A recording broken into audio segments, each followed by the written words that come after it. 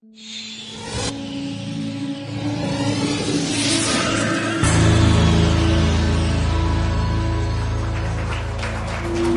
in time, England was a maritime and economic power.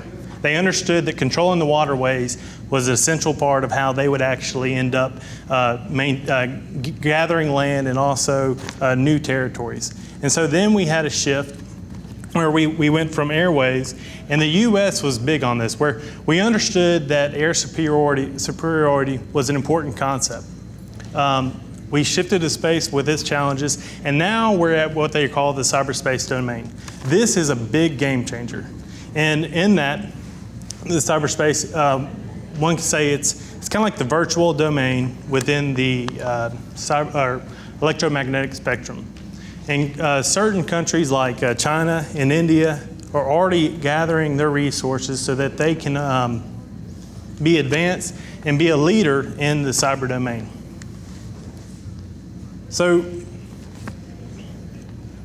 one of the most important things is the resources and the people that we have to adequately fulfill the pipeline. And so in a recent report to the president, it says that at the rate that we're producing STEM professionals, we're going to need an additional 1 million STEM professionals over the next decade. And then to narrow it down, we only have maybe 1,000 cybersecurity professionals who can adequately operate in cyberspace. But yet we need 10 to 30,000. So let that soak in. We need 10 to 30,000. We have this desire to be a global leader in the cyber domain, but yet we don't have the resources. We have the people, but we haven't trained them up. And so in a really fascinating book, Tim Elmore writes about this next generation of kids, the kids and students that we're going to have to rely on to feed this pipeline, to essentially continue to be a big player in the cyber domain. And the Generation IY, it's kind of a play off of the iPhone and the iPod and everything else. And it's also this idea that this generation is a little bit of a I-centric, me-centric. We have Facebooks where we update our statuses so you know where I'll be, what I'm doing, who I'm with. We have Twitter where you literally can follow someone. In the book, though, Tim Elmore talks about a really fascinating story. And he says he took a trip to Egypt, and they're trying to travel up the Nile River. They're going from point A to point B, going upstream. And he says they had to get a master salesman, someone who could navigate the waters and the winds that were coming through. And so why he illustrated that was, he said, this generation is kind of like the wind. It comes through, and we may not know the direction it's going in. But if we collectively work together in the same way that this master sailor worked the winds to get to where we want to be, then as a nation, we too can use these kids to be a global leader and a global power in the cyber domain. So I put this up there because I wanted to show that this group of kids are connected in so many ways beyond what we ever were. We all have access to technology, but this this generation has had technology since they were practically born. They have access to computers, tablets, phones, and literally they can make a change on their phone. It syncs up with their computer, or it syncs up with their tablets. And almost, I would say that this generation, their familiarity with technology, it's their greatest asset, but yet it's their Achilles heel too.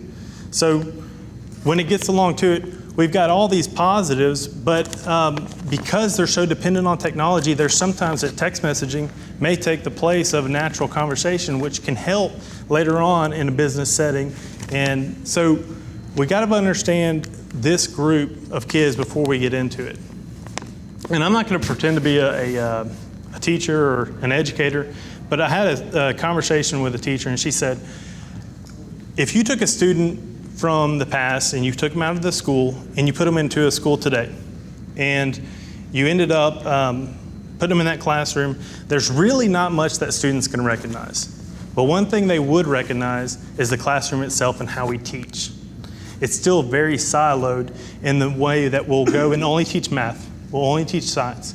And so what we want to do is take an integrated approach, one where we take the mathematics and the science fundamentals and principles, we involve the engineering so that there's a project-driven environment, and then we add the liberal arts so that it provides the context for the content and they understand the why. So you're no longer in math and you have the question asked, why am I learning this? Why is this important? It ties it all together so that they have aspects, or they understand all the aspects from all the different realms. And so what you should be seeing is our cyber discovery program. It's an integrated program that we set our foundation on. It's very exciting. What you would normally see, it's like a, oh, there it goes. You might want to mute it because the music's kind of techno odd. But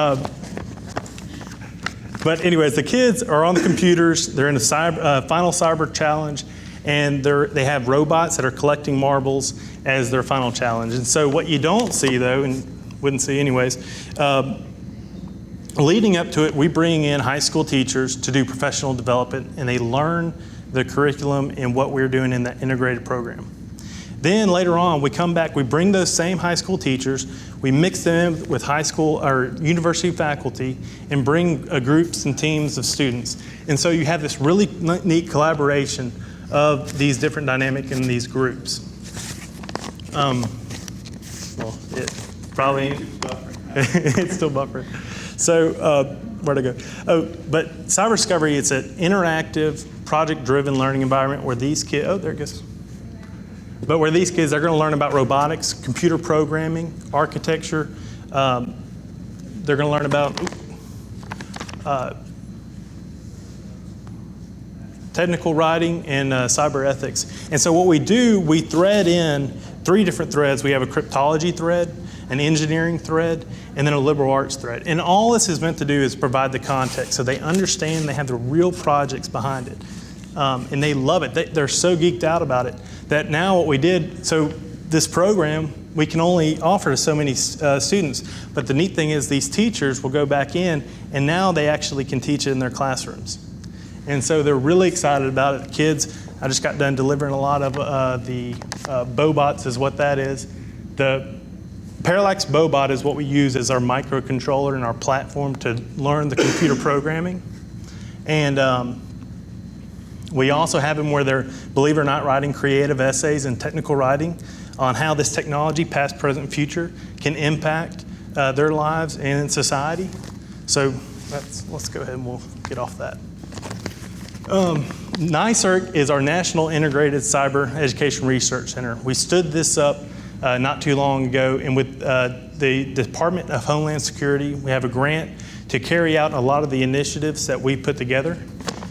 We are set to impact over 2 million students and 1,500 high school teachers, 700 high schools itself, and then 65 universities over the next 10 years.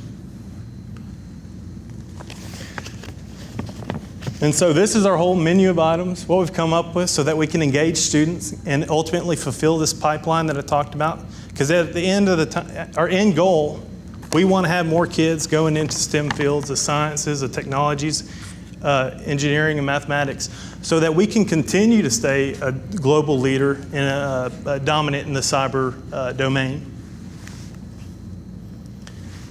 And what we want to do, we want to make a systemic and sustainable change. And so we feel like in order to do that, we can't keep doing the same things over and over again. It's kind of like what Tim Elmore in that book said. What we need to do, we need to gather, find a way where we can maneuver the winds, like the winds of this next generation, so that ultimately we can be at the forefront of the cyber domain and continue to be a global leader. That's it.